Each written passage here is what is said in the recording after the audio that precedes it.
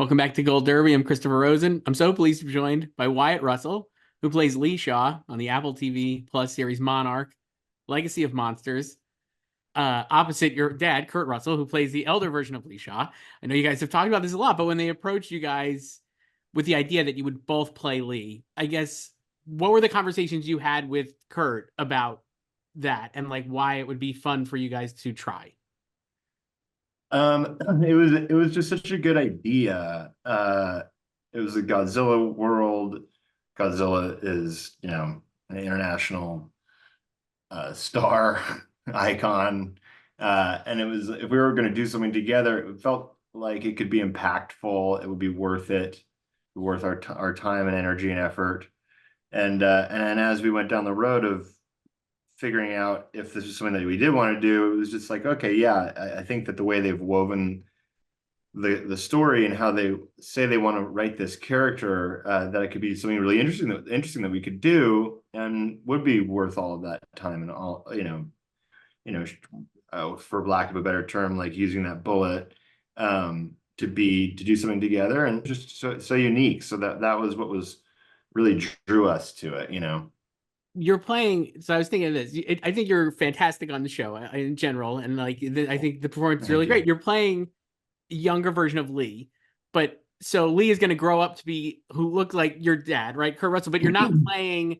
I guess I was trying to think. I'm like, were you looking at old performances of your dad to play a young version of presumably an elder Lee, or not at all because like really your performance styles are different anyway. And so I guess how did you kind of think about that? Where you're like, oh, I'm gonna go back and watch the thing because my dad Yeah. was maybe my age in this, right? Or something like that.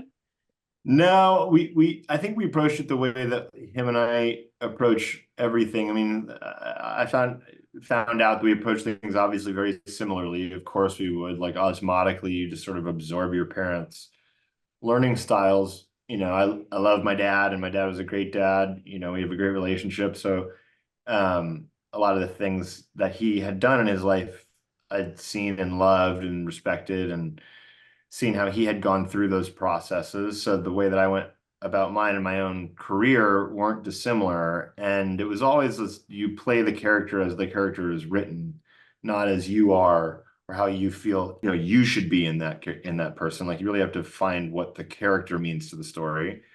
And as long as it was on the page, then you just act the scene. And we didn't, the good part about the idea was like, look, the mannerisms and things that are going to be intrinsic to who we are as people are going to be there. My dad has said that being the one that has to follow Lee, meaning young Lee, like I'm introduced first, he's the younger version. He had to maybe do more of like, oh, he's doing I be there's times where I'm much more subtle than my dad, not in a good way or a bad way. It's just I think my personality, I'm maybe a little bit more laid back. I play a little more languid characters. I walk differently. I'm a little lankier and longer. Like there's just things about us, and there was things about me. So he did that a little bit, I think, and then there were times where I was like, no, if you're Kurt Russell in this scene, my instinct is to sort of lay back a little bit, and his instinct might be to like, take the stage a little bit, and it helped me with that direction because I know that like, no, this is the time where Lee Shaw is supposed to be have a little swag like Kurt Russell swagger.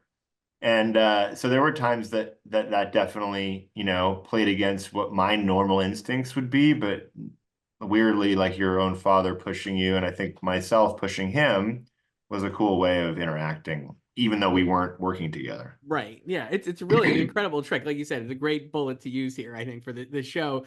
The show is also great. And just in general, man, I love the chemistry you have with Anders and Mari. There, it's so great. And it feels I was like thinking of like Casablanca. I just was like all these old, like it felt like very old school.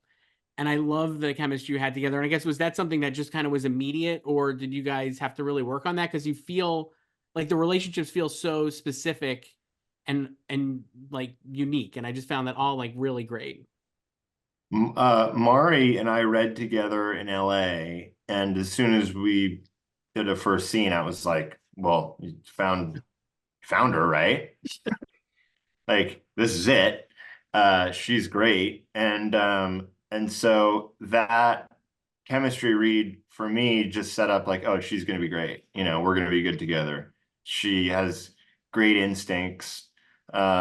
She knows when to push, knows when to pull back. Like, she's just great. So there was never a question. And Anders, I didn't know before, but the minute I met him, like, you just know how smart he is and how in tune to storytelling he is. Like, you don't do a show like Workaholics that was like a generationally defining show for a lot of people, a little younger than me, maybe in their like early 30s now or late 20s, but like that show, you don't hit that kind of chord with the audience unless you know what you're doing in terms of storytelling. So it was really fun to be able to look at them and lean on them when you're going, how does this, should this be like this, or why don't we try it like this? You knew that like everybody was there to support each other and make it better. So that was just, it was just all good. It was just all great. Like, I don't think we ever had to work on anything like that. It just kind of was good casting.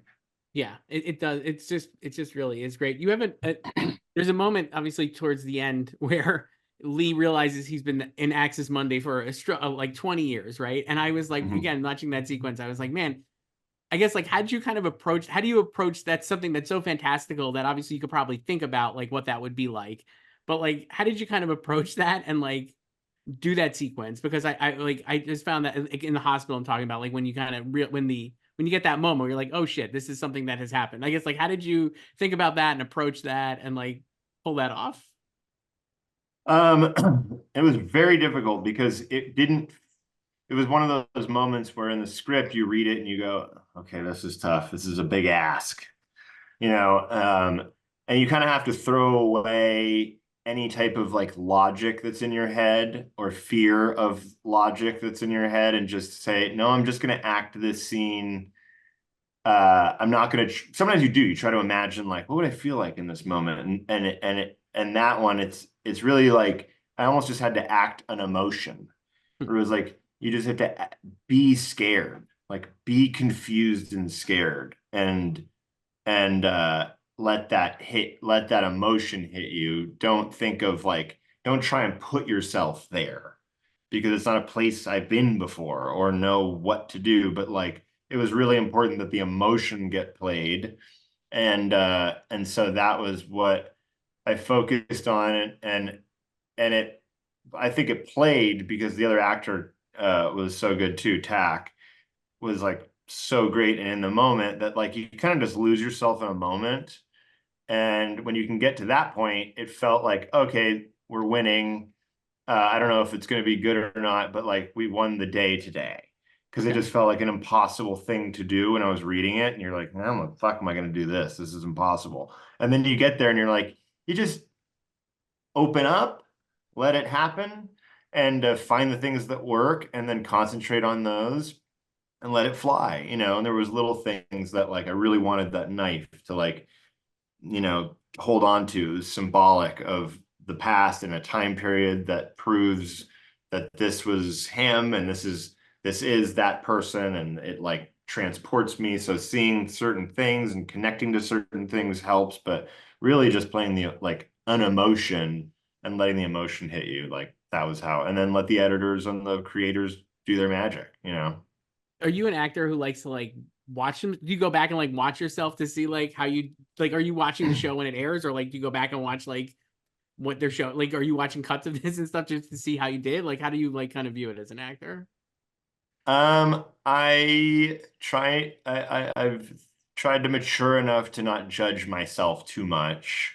Um, there's so many things that can make you better and make you worse that are out of your control that I sort of you have to let that go. And on this one specifically, I didn't watch it before it came out because no one was going to binge it. Like it was a week to week release. So I didn't want to watch it like no one else was going to watch it.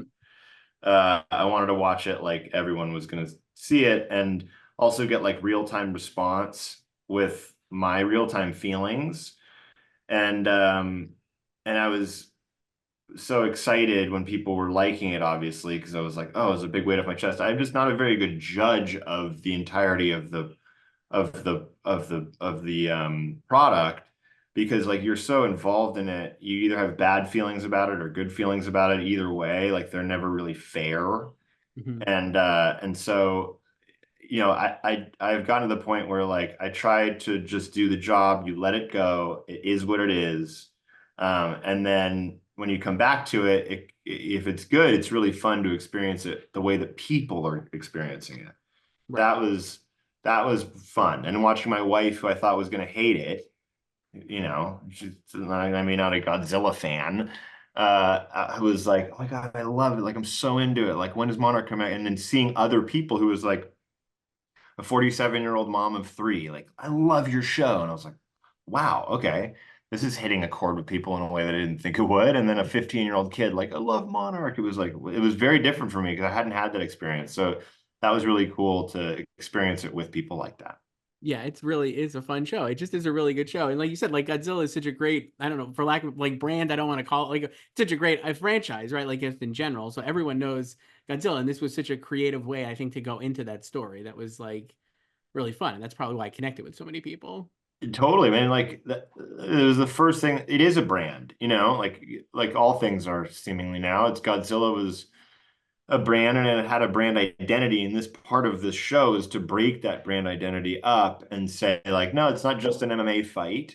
It's not just a UFC fight. It is, it can be more than that. And that's what we were tasked with. And that was what was exciting about breaking this in a little different of a way. And you get my dad and myself, and we tried to make it as much as interesting for the people as it is for the monsters. And normally the monsters are the catalyst for the story, and then it drives the people to reaction.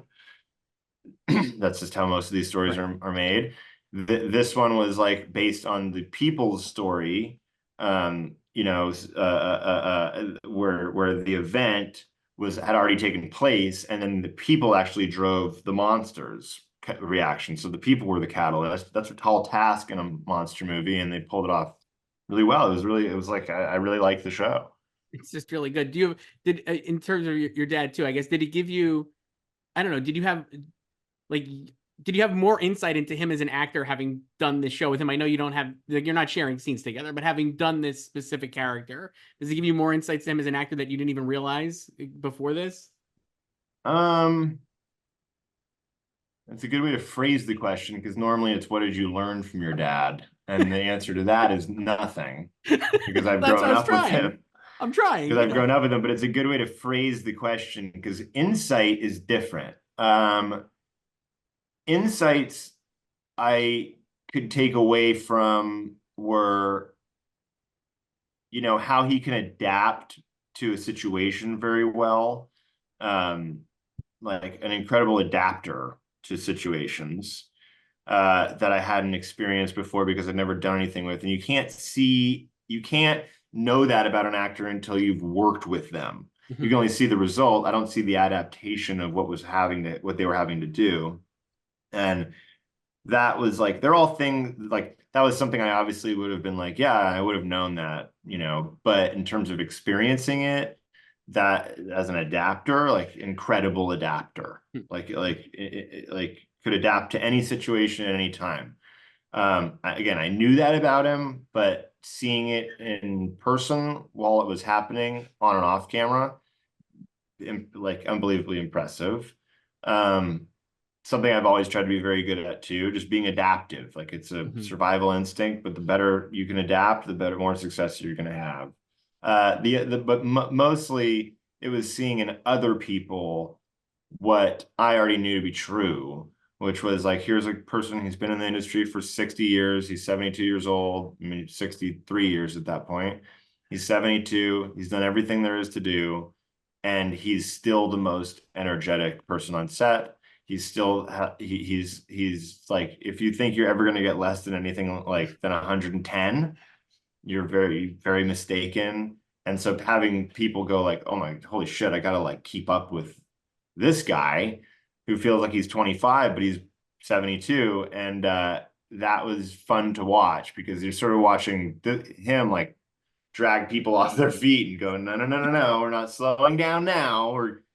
we're speeding up towards the end, and that was fun to watch. While it could sometimes people were like, "Oh my God, this how does he keep the pace?" It's like, no, that's because this is what we do. This is our job. So that was fun to watch. That's awesome. And I get, I know you're super busy, like you have a million different things you're doing, but if there is, and there is a season 2 of the show, would you, I mean, they can bring you back, right? Like you could still mine more material from Lee. Would you guys, have you talked about this?